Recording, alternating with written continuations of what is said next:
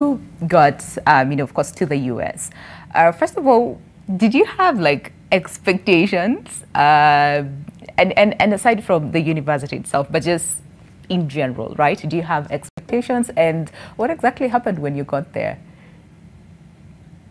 Yeah, of course. You grow up watching movies and seeing what the college experience is like in the Like, yeah, States. yeah. So you come here excited to meet people from across the globe, and that happens. You meet people from everywhere, and it's really sobering when you start dealing with the actual reality. 'Cause for me, a big part of the reality was being a black person, being a Kenyan person, an African person. It puts you in such an in such an interesting space. I did not expect it to have as much an impact as it had on me. So that was a pretty big thing that I had to adjust to. So in terms of expectations, that was something that I did not exactly expect, but I had to deal with. All right. So, so getting there, and of course getting into the university. What were your experiences? Like the first week. Take us through your first week at the university. So my first week was actually very interesting because the first week was it's called O week out here. It's orientation week. And the first week for international students is you meet other international students and you hang out with them, get to know them. You get to learn about what the school has to offer, the facilities and stuff. So it was pretty exciting to sit at a table and be surrounded by kids from Brazil, Singapore. I met really interesting people, brilliant kids, having brilliant conversations with people, and you just get this sense that you're in the right place. You're getting what you're getting what you came for. So that was pretty exciting to get to know these people. And what was interesting is for the first week, you don't have American students on campus. You don't have fellow freshmen on campus. So in a way, it inserts you into this space, and you have a set of expectations, and you're adjusting to them, but then you're not entirely immersed. So so I'd say the actual first week was after O week when the American students came in, and that was pretty intense. It got pretty intense in its own ways. Yes. It was a lot of fun. I learned so much about myself. First of all, I'm pretty outgoing myself. I'm pretty adventurous, and the first week was just me adjusting to this new space. And one thing that really stood out to me, and being the really committed Kenyan that I am, the committed African that I am, I thought I really don't want to. I don't want my accent to change. I want to stay true to my African roots. Yeah. I need to stay true to Nairobi.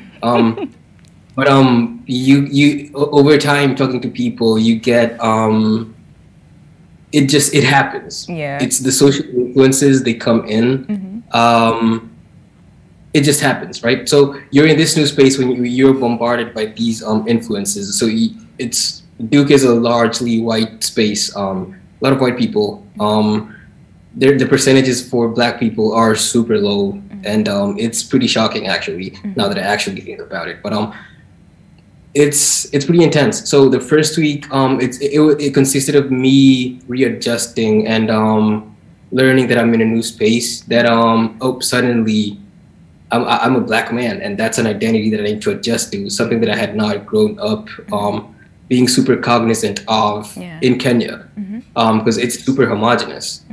But in addition to that, there's this overwhelming sense of the freedom and that is synonymous with the American identity. So you have this new identity as a Black person. You have all this freedom that is in your hands.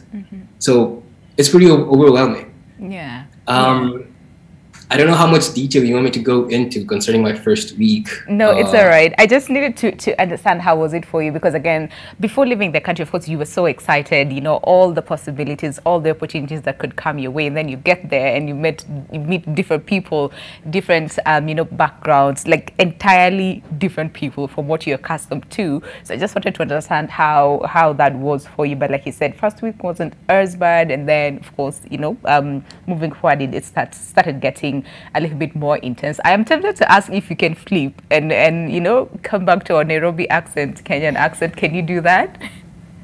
Yeah, it's involuntary to a degree. Yeah, maybe if I throw in some Swahili here and there, it's going to reorient me. Okay, we'll try. Yeah, so I can do that. Totally.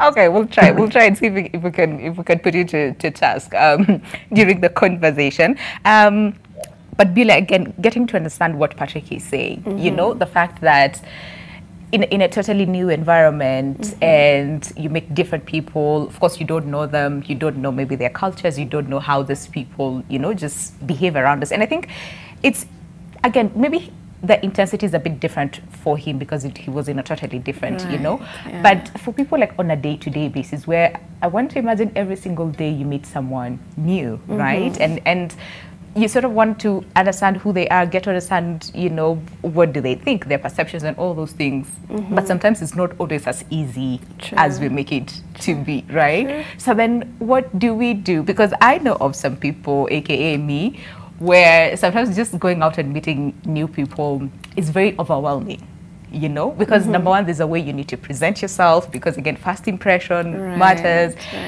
It's just too much. I just can't do it sometimes, right? So for us, such people, right, what is it that then goes through our minds at this particular time that we find it so overwhelming that even just going out or doing things that is, again, away from our comfort zone becomes very, very challenging? Right. Yeah. Oh, that's a really good question. Yeah. And that's a very personal question, because I think us is everybody. Yes. Right. So I guess now we're into social anxiety, which is what you're describing, you know, that fear of interacting with new people or being in social spaces or places you've not been to before. So what happens in our mind is, like, the fear is of being rejected, of being embarrassed, of, you know, offending somebody just by how you present yourself, you know, the jokes you make. There's that perceived, what will they think of me? You know, will they think, you know, I realized I caught myself in the morning, I'm just like, oh, this 5 heads, is it gonna be, you know? And what will people think of me, you know? What if I shema in front of people? So there's all that fear. It's a lot of things that is running through your mind, right? Right. Yeah. And I think one of the biggest human vulnerabilities is this deep-seated fear of shame. Like, I need to be accepted. What if they reject me? What if I embarrass myself and I can't recover from that? So those are the kind of thoughts that kind of play in the background, that for a lot of people, I think especially after COVID-19, where socializing wasn't even a thing. You just hide in your bedroom, you know, classes on Zoom, your video is off, no one sees you, bad hair day every day, nobody cares. And now you're thinking you have to get out, you know, go for interviews, for jobs. Be presentable. You know, and there's all this fear of, oh my God, I've not done this in this many months. I've not spoken to people in this amount of time. I've not put on makeup in this, you know. And there's all this fear. So yeah, I get it. And to some people, it becomes very immobilizing. But what I would say is the starting point of it all is to learn to actually sit with yourself and listen to these anxieties, because that's the only way you can develop coping skills that actually work for you, that are not those motivational speaker, you know, look in the mirror and tell yourself you're beautiful. It works for some people, but I was about to ask, does it really work? But it works for some people. It works for some people, So learning to sit with yourself and understand, okay, what is my fear today? What is this anxiety telling me about myself or about where I'm stepping into? How can I meet this anxiety in a way that we can move together but still get me to achieve what I need to achieve without really ignoring it, because that's another thing people tend to do. And I'm not shouting at the guys who commented, because there's someone who pointed that out. Yeah, it said that they just want to be alone. You know, yeah. So it's a lot of learning and unlearning in learning how to cope with what works for you. Yeah, it takes a bit of time.